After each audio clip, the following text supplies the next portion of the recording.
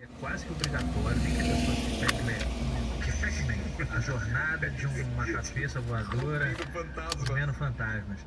Não, cara, que é o Alan Wake, é que saiu o 2 agora, e o Alan Wake,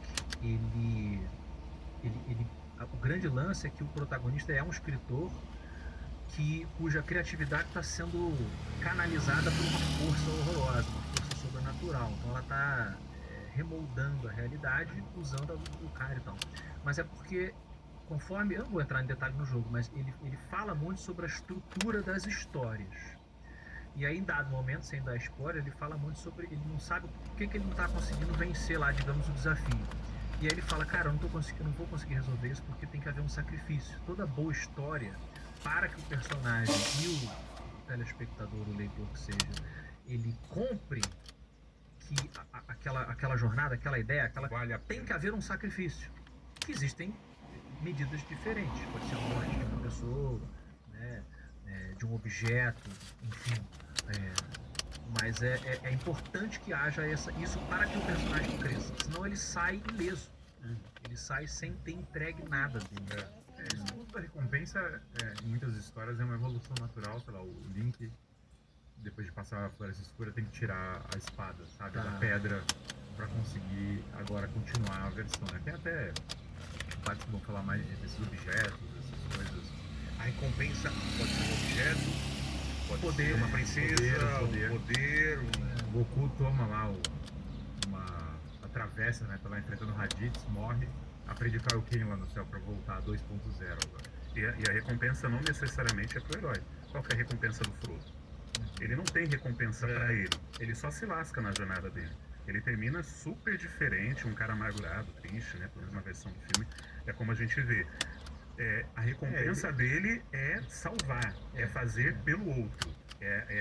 Essa coisa de esse altruísmo, o auto-sacrifício que ele faz para poder beneficiar os outros. Então a recompensa não é para ele. O Frodo, o Gandalf e o Aragorn são casos de santos muito intensos na história do Senhor dos Anéis. Eles seguem muito próximo do que o Cristo faz na história. O Frodo carrega uma cruz. O Aragorn é o rei que foi atacado em todos os aspectos. O Aragorn, aliás, o começo da história, isso não tem nos filmes, né? Mas o Aragorn não pode casar com a Arwen, porque o Elrond considera ele indigno, ele é abaixo da Arwen. Ele fala, olha, você quer casar com minha filha é elfo. O elfo é um outro nível, cara. Você tá... Eu te criei aqui, maravilha. Ela é do Alphaville. Se você quiser casar com a e minha você filha... é da Sapopemba. Se você quiser casar com a minha filha, o mínimo que você vai fazer é ser o rei de todos os homens. O Aragorn não fala nada, bota o capuz, vai lá proteger os caras secretamente. E o Aragorn não reclama em nenhum momento da história, não pede nenhum reconhecimento, que é uma loucura. Imagina, o Aragorn luta a batalha de Helm's Deep, o abismo de Helm. Tá lá o rei falando pra ele, cara, eu sou o rei aqui. O Aragorn não fala nada, não diz nada. O cara é o rei legítimo de todas as terras, até o ponto que essa realeza vai sendo concretizada. O Gandalf então nem se fala, imagina que ridículo você imaginar que o Gandalf quer uma recompensa na história, zero, o Gandalf só tá lá então. Ali é um caso, o Gandalf literalmente morre, né? E a história vai renascer. Então ali eu acho que tem um caso que o Douglas está querendo afirmar de maneira muito intensa esse sacrifício desmerecido, esse sacrifício sobre-humano, que é simplesmente como carregar o peso do pecado.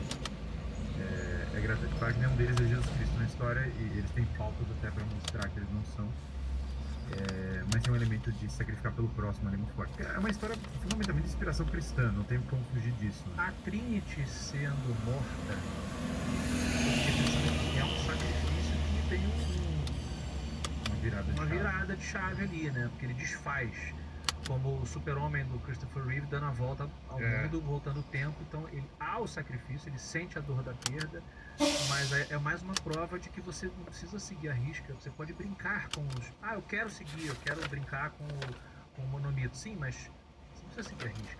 Usa, mas você dá uma viradinha aqui, uma viradinha ali. Você fala de sacrifício em última instância, né? O ápice das obras é morte e ressurreição. Isso aí. Quando você pega assim no ciclo da jornada do herói, a parte de baixo é morte e ressurreição. Ele mesmo morre, o Neil. O herói tem que morrer. Porque no limite da coragem, vamos lá.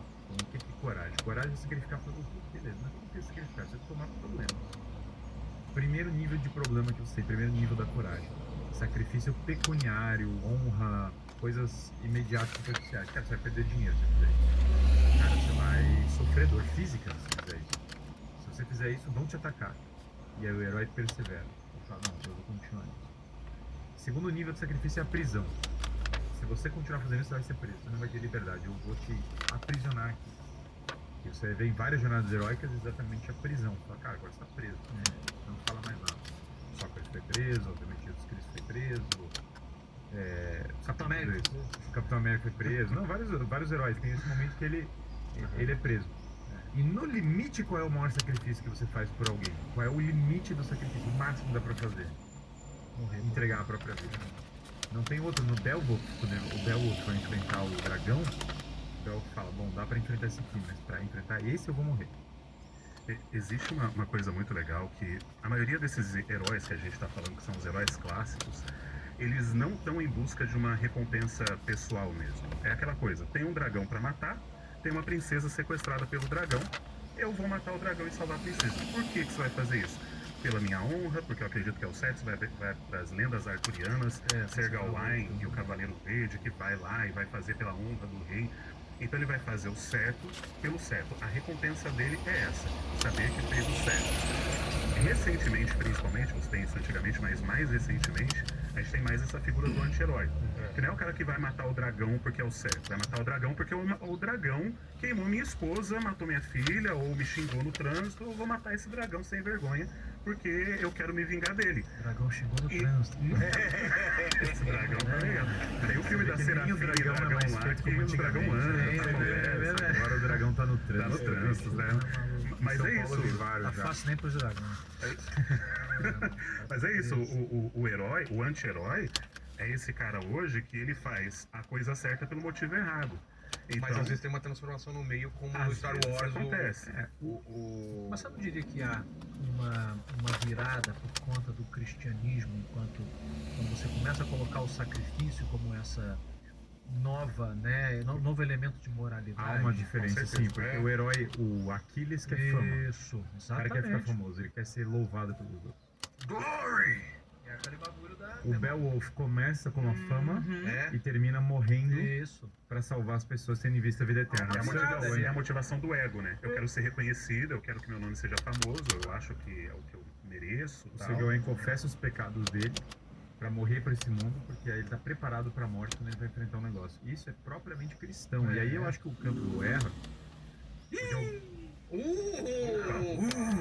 Nós temos termo. muitos erros. Mas vamos lá. Mas pra mim o erro mais simples do Campbell, e não tanto o cara fez uma baita estrutura simbólica, a gente tá aqui debatendo todo Claro, o tô dele. zoando.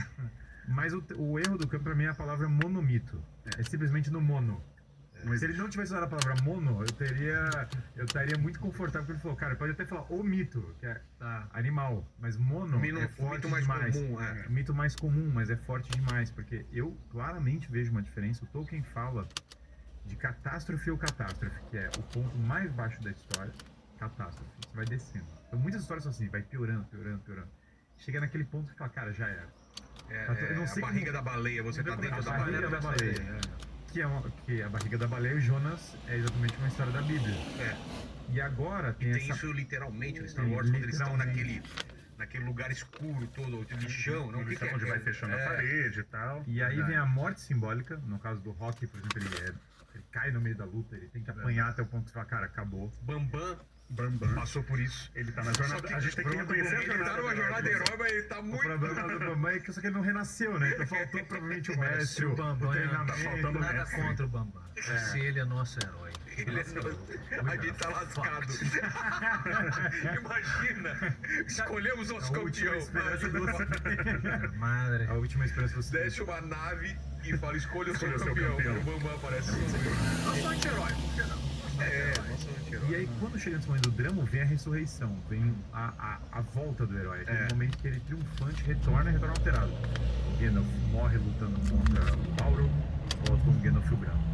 O Aragorn desce até a mansão dos mortos, volta como rei e senhor de todos os lugares. O Frodo sobe a montanha da morte, né, cai ali para destruir o anel. Então o herói O Neo Dante também, Alighieri, ele literalmente morre, né? ele meio que morre e renasce. Depois renasce. Né? O Dante Alighieri desce até o inferno para subir o purgatório para ser elevado até o céu. Então, o herói, a morte e a ressurreição, né, elas são uma estrutura fundamental e que vem muito forte com o cristianismo. Eu acho que o Beowulf marca essa transição, porque se você pegar antes da Idade Média, você não vê tão forte essas histórias. Né? Gilgamesh, Não. a motivação é diferente. Não, completamente diferente.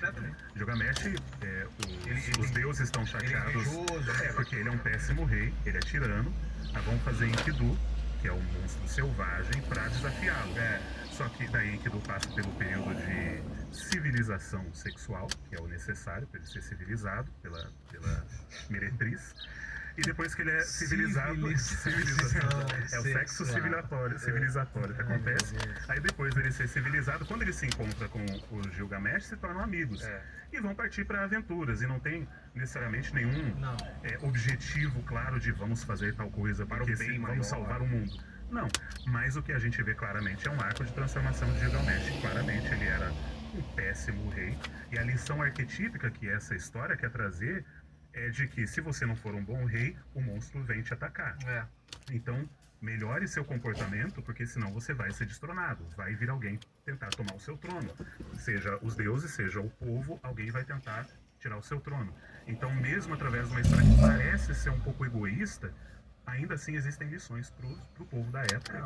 O Raskolnikov, que é o personagem do Dostoiévski, é uma história de conversão, uma história de mudança pessoal. A parte do... o Hamlet é muito interessante porque... Vamos lá, vamos... Começa a história, ele é um boyzão, playboy. Playboy. Papai morreu. E aí tem primeiro um desafio, o pai morreu. E aparece o fantasma do pai. Mamãe casou com o tio. Mãe casou com o tio. Mãe casou com o tio, e aí tem uma traição na história. Que é a traição da Inglaterra. Na Inglaterra, o que aconteceu nesse contexto foi que acabou de mudar toda a ordem política e social. O rei cumpriu com a Igreja Católica basicamente para se divorciar. Isso. O Shakespeare é católico de origem e ele está vivendo exatamente nesse período. O fantasma do pai chega e fala, fui traído. Então é uma escolha. É o fantasma, né? Sim, é que é o fantasma, né?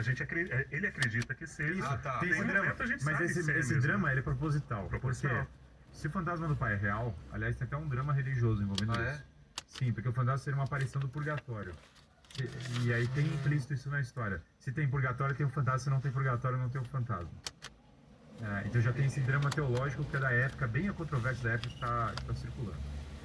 O fantasma chega e fala, fui traído, é isso mesmo, esse negócio tá rolando. O Hamlet entra num drama existencial muito forte agora, que ele tem o que ele vai fazer? Ele vai ou se rebelar contra essa nova ordem corrupta, que foi feita literalmente na morte do pai. Até o da morte do pai é muito forte. Porque a morte do pai simbolicamente é a morte da autoridade, a morte da religião, a morte de tudo que do seu protetor, você tá largado. Muitos protagonistas, que morreu o pai para ele virar o herói. Porque é um momento que ele tem que virar o homem agora. Mas o tio Ben é o pai dele, na prática. É a figura paterna. A figura paterna, né? O Hamlet, ele pode ser o revoltoso, ele pode ser o rebelde completo. Inclusive, ele flerta fortemente com isso. Se eu matá-lo agora, ele vai pro céu. Ele acabou de se confessar, eu quero que ele morra e vá pro inferno.